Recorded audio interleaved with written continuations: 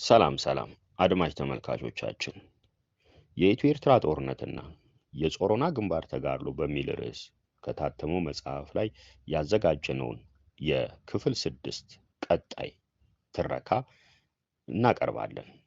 ከወደዱትም ሰብስክራይብ፣ ላይክ እና ኮመንት በማድረግ እንዲያበረታቱን በአክብሮት እንጠይቃለን። ተራኪ አስር አለቃ የማታ ወርቅ ተገኝ፣ ደራሲና ባለ ታሪክ።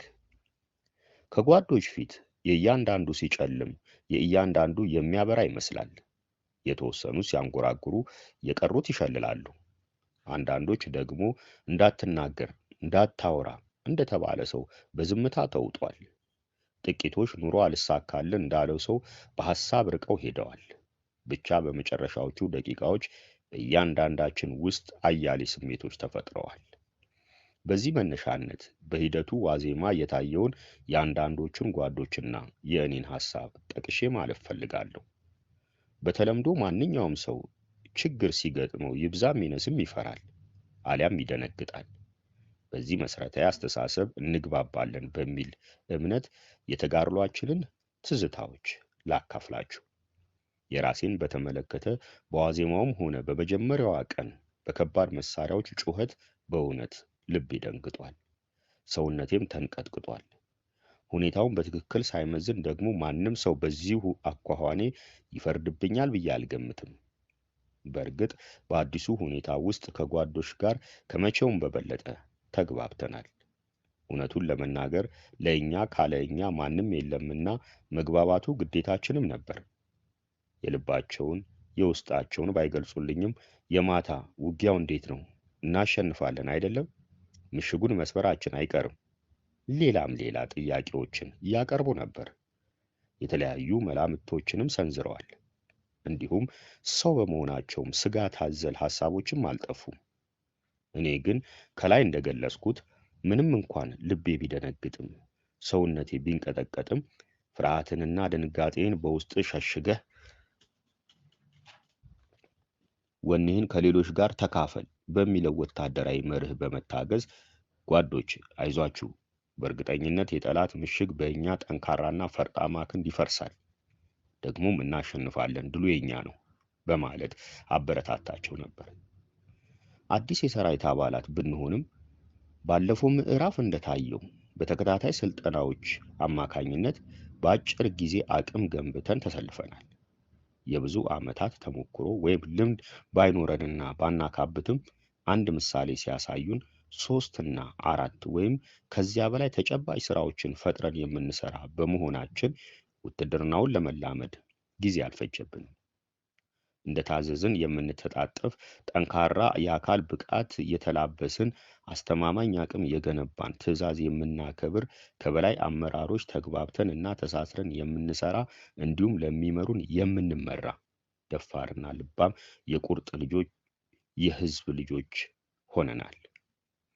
ምንም እንኳን በቀጣዩዋ የውጊያ ቅጽበት በግል ማን የት ከነማን ጋር ጀብዱ እንደሚሰራ ወይንም እነማን በክብር እንደሚያልፉ ባይታወቅም የእያንዳንዳችን አስተሳሰብና አመለካከት ግን እብሪተኛውን ወራሪ ከሀገሬ ምድር አስወግደዋለሁ፣ ምናልባትም ሕያው ሆኜ በሕያው መዝገብ ላይ የመስዋዕትነት ክብር እጎናጸፋለሁ በሚሉ አንኳር ነጥቦች ምህዋር ላይ ይሽከረከር ነበር። ከዚህ አስተሳሰብ በስተቀር እገሌ ፈሪ ነው፣ እኔ ደፋር ነኝ፣ ስለዚህም እንደዚህ ወይም እንደዚያ አይነት ነገር ሊከሰት ይችላል ብሎ እየፈረጀ አጉል ግምት የሚያኖር አልነበረም፣ አይኖርም። እሁድ የካቲት 1 ቀን 1991 ዓ.ም በተከናወነው ውጊያ ከዚህ የተለየ መንፈስ በአዲሶቹ አባላት ዘንድ አልተፈጠረም። ሁሉም የትውልድ ወር ተራቸውን ሊወጡ እነሆ ውጊያው ተጀምሯል። በርካታ ደቂቃዎችም ተቆጥሯል። የኔም ተራ ደርሶ ለዕለቱ ውጊያ የመጀመሪያ የሆነውንና ሞት ያዘለ የሚመስለውን አንድ ጥይት ከመሳሪያ አፈሙዝ ወደ ጠላት ይዞታ አስወነጨፍኩ።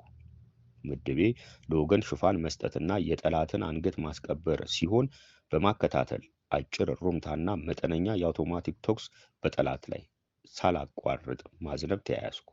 ወይንም በሌላ አባባል በሰለጠንኩበት ምድብ ስራዬ ውጊያውን መካፈል ጀመርኩ። ተኩስ በጀመርኩ በ3 ደቂቃዎች ውስጥም እኔ አሁን ሌላ ሰው ነኝ። ከላይ የጠቀስኳቸው እነዚያ ሁሉ ቅድመ ግምቶች አሁን በተግባራዊ እይታ መልካቸው ተለውጧል። እኔና ጓዶች የጀግንነት ወኔ ተላብሰን የተናገርነው በምናባችን የሳልነው ሁሉ ከሞላ ጎደል መፈጸም ጀምሯል። እጅግ በሚያስደንቅ የውጊያ ፍጥነት በልጅነት ሞራል እና ወኔ በመጀመሪያው የጠላት ምሽግ ላይ እንደ አንዳች ነገር ተረባረብን። እኔ በምድቤ 4ኛ የመቶው ነበርኩ። ዳሩ ግን የሻምበላችን አዛዥ የመቶ አለቃ ታምሩ በዳኔ ከፊት ግዳጃቸውን ለሚወጡት አዛቢ ሻምበሎች ተደርበን ድጋፍ እንድናደርግ ዘንድ አዘዘን። 3 መትረየስ ተኳሾችን እና 3 የላውንቸር ተኳሾችን ጠርቶ ፈጣን መመሪያ ሰጠን። በዚህን ጊዜም መመሪያውን በፍጥነት ተቀብለን ተፈጻሚነት እንዲያገኝ አቅማችን የፈቀደውን ሁሉ አደረግን። ከፊት ለፊታችን 50 አለቃ ጉልማ ከተማ የሚመራት 2ኛ የመቶ እና 50 አለቃ ዘውዱ መኮንን የሚመራት 3ኛ የመቶ ከሻዕቢያ ጋር ገጥመው ይለባለባሉ። በዚህ መካከል 1ኛ የመቶን የሚመራት 50 አለቃ ኃይላይ አለነ ፈንጂ በረገጡ ጓዶች በደረሰ ፍንዳታ በፍንጥርጣሪ እጁን ተመቶ መገናኛ ሬዲዮ መያዝ በማይችልበት ሁኔታ ቆሰለ። በፍንጥርጣሪው ወታደር ቤተልሔም ሙላትን ጨምሮ ብዙዎች ቆስሏል። ይሁንና ይህ ሁኔታ ድላችንን የሚያዘገየው መስሎ ስለተሰማቸው ከሻምበል አመራር 50 አለቃ አብዲና ወታደር እንደሻው ቁምቢ ተሽቀዳድሞ ራሳቸውን በቆራጥነት ለመስዋዕትነት በማዘጋጀት ፈንጂ ረግጠው እንቅፋቶችን አጸዱ። ከዚህ በኋላ ሻለቃችን በ30 ደቂቃዎች ውስጥ የጠላትን ምሽግ ሰበረ። ጓዶቻችን ፈንጂ ረግጠው እንቅፋቶችን አጸዱ ስንል የተሰራውን ሥራ የሚያመላክት አረፍተ ነገር ሊመስል ይችላል። ይህ አባባል የተሰራውን ሥራ የሚያመላክት አረፍተ ነገር ብቻ አይደለም። የሰውን የመስዋዕትነት ክብርና ጓዳዊነት እስከ ሕይወት ፍጻሜ ድረስ ራስን አሳልፎ ለወገን በመስጠት የሚገለጽ መሆኑን በገሃድ የሚያሳይ እንጂ። 50 አለቃ አብዲና ወታደር እንደሻው ቁምቢ የራሳቸውን ሕይወት ቤዛ በመክፈል የብዙ ጓዶቻቸውን ሕይወት ታደጉ። በፈቃደኝነት በቆራጥነትና ራስን አሳልፎ ለወገን በመስጠት መርህ ደማቸውን አፍስሰውና አጥንታቸውን ከስክሰው ወገናቸው በ30 ደቂቃ ውስጥ ድል እንዲቀዳጅ አስቻሉት። እነርሱም ፈንጂ ረግጠው ዘላለማዊ ክብር ተጎናጸፉ። የእነ 50 አለቃ አብዲን መስዋዕትነት እዚህ ላይ ላብቃና ስለ ምሽጉ አፈራረስ ከማውሳቴ በፊት ለምሽጉ መፍረስ ትልቅ አዎንታዊ ሚና ከተጫወቱት መካከል ስለ አንድ ሌላ ጓድ ገድል ማንሳት እፈልጋለሁ። የጓዱ ስም ወታደር ታደሰ በዳኔ ይባላል። የላውንቸር ምድብ ተኳሽ ነው።